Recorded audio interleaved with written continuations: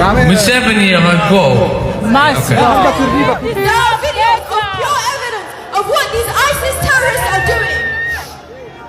We deserve better. Videos of them insulting. Breaking news, pressure escalates in the State House of Uganda after His Excellency Yoweri Kaguta Museveni sending his troops here to try to kidnap Barbie Kyagulanyi, the wife of His Excellency Robert Kyagulanyi. Kukamba lutalo lwamanyi nnyo naye nga tetunaba kubanga tugendayo nyongera kujjukiza video eno soko jimpetaka like obumaze subscribing. Olunaku olwaliro nga bwe nkugambye abazungu nabo beegasse ku bannayuganda abali wabweru w'eggwanga lyaffe Uganda, bali mu Europe, America wamu ne UK bagambye enough is enough. Ugandans needs Ugandans to be ruled by and not President Museveni who is a Rwandan. Awo simanyi naye nga abe batyo bwe bagambe awo olutalo lwamaanyi nnyo side zeri era bo baagala Donald Trump intervening. Wano wenyini wenjagala nkuwulizibwa Munnayuganda, olowooza bano basajja bwe banaaba batulumbi oba ne batubanga batuyambye bajja tuyamba in right cause? Kubanga bannagenda basinga bagamba mbu abazungu bwe batuyamba Uganda egenda kuddayo mabega biki. Awo mu comment section njagala otugudde ebirowoozo byo ku nsonga ezo. Ate olowooza His Excellency Robert Kyagulanyi agenda kuvayo? Because bagamba nti no lwaki badde bagala kutwala Barbie badagala Bobby aveeyo. Kitegeera mbulira mu comment section. Museveni Must go. There are videos of pure evidence of what these ISIS terrorists are doing. We deserve better. Videos of them insulting and beating the elderly, beating children, beating toddlers, beating and abusing, sexually assaulting our women and killing them off. If these were white European victims, this whole situation would have been different. And we send a message to Donald Trump, the president of USA, that if his intent is to get rid of dictators, in Africa we have General Museveni, he's been in the office by force for 40 years. He's responsible for destabilizing the region. He carries out forced drug operations like those of M23, and once he carries out atrocities. He seeks funding from the USA and our allies, the UK, and they give him funding for the military to go out claim to fight terrorism. But Museveni himself is a terrorist. Museveni is the one who's carrying out these operations, and been getting money, the funding, through support to the military, training, funding that supports the military and the equipment. In 2026 again, still, the dictator shut down the internet. A complete blackdown of the internet. And it is all over in the news, on the BBC, on Sky News, all international media. They are saying he won again for the 7th time. How can you call that an election? How can you call that a win? United States. Museveni is a terrorist. United States. United Congo. Museveni. Alright, nkugambye kasi international community yekwata ku Bannayuganda kasita bakwata ku nsonga bate bagenda kivaako mpaka nga kiguse. Wulira ono omusajja alina information gwawadde hapa government ya Uganda gamba President Museveni wamu ne Gen Muhoozi. Soko jiwulize with caution ongambe mutuufu oba ne. What I'm about to say is gonna anger a lot of people.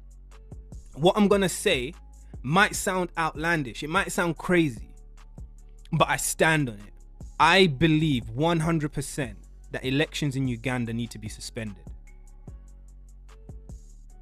Ugandan elections need to be suspended. I don't see a need or a use for elections in Uganda under the current climate. Because based off of what I'm seeing, based off of what I'm hearing from both the government and the opposition, elections in Uganda right now are less a democratic process and more a democratic ritual. And the reason why I'm so fired up about it is because away from that, the one thing that for me is completely unacceptable is the loss of life. How many Ugandans have lost their lives in this election cycle alone? My question to you is how many people would it have taken to die for you to feel as though something was wrong? Because if even one person loses their life to this so-called democratic process. Alright, ekyamanya basinga mwalabye dino video naye njagala owulize nasobodde kubeera nga nkupikingira parts ezasinze okubeera nga zeekwasa ennaku nga Joel Ssenyonyi ayogera ku nsonga za Barbie Kyagulanyi wawaali era bwe twogerera ssaawa zino kiki kye bali kumubeera nga bamwagaza aba gavumenti. Sokola bakatambi oba omaze subscribing ate nyongera n'okujjukiriza Hajat Nankalembe walinnya okulumbiridwa go enangolo n'ebizibu nambeera osembeyo 529 so mu inbox nga nabeera nga akuyamba ku bizibu byo. Sokola Salamu alaikum. Hajat Nankalembe omusomi w'edduwa. Bw'oba wenyiyo embeera embi yankusomere ku dduwa. Abali ebweru mirimu gigaanye papula zeesibye kino kyekyoto kwensabira omukisa kobe ng'odiriddawa wali wenkusabira n'ofuna emikisa. Ky'oba olaba ngabirira ebinyonyi ebitalina kyakulya naawe atalina mulimu jangu kusomere ku dduwa ofuna omukisa. Eno ennyanja kwesula buli kimu ekisira ne kiba kikujjudde nekikasuka mu nnyanja nekikunta nekigenda. Nze Hajat Nankalembe kambawo ennamba yange yeeno 052537529 temuddeeyo nemwebakira ebizibu mukobe ku nnamba yange eno. Ono yafunye aga nti yafunye yeewadde ebitundu 7 ku buli 100. Wali badde olaba embuutu nga bannayuganda bajaganya naye tokiraba eggwanga lyonna binyiikaavu. Ensonga eyo erina okutweraliikiriza ffenna nga bannansi. Tulina obulumi si just ffe nga National Unity Platform naye ng'eggwanga olw'engeri akalulu kano gye katambuddemu obuwanguzi bw'abantu ne bunyagibwa. Tubadde wano ku Zitali Center nga mutulaba tuyomba nti ono yafunye obululu 40 lwaki mwongeddeko 0 okumuwa obululu 4 gye tubaddemu nga tuyomba nga tusika omuguwa nga tugamba naye tukole ekituufu. So eggwanga liri mu bulumi si just ffe nga National Unity Platform.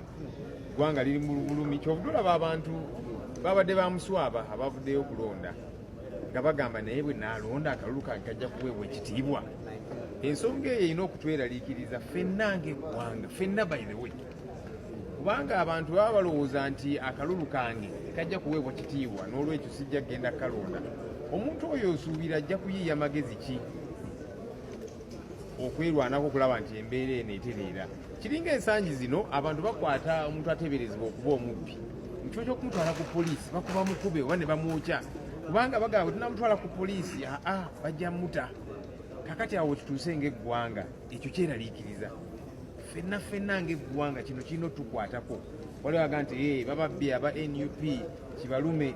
Kino tekiri just ku NUP ffenna bw'oyinza okulowooza nti oli comfortable naye bannansi bwe babeera awo nga bagamba kakati akalulu tekakyalina nnyo makulu oba oli akatuyiye ebirala.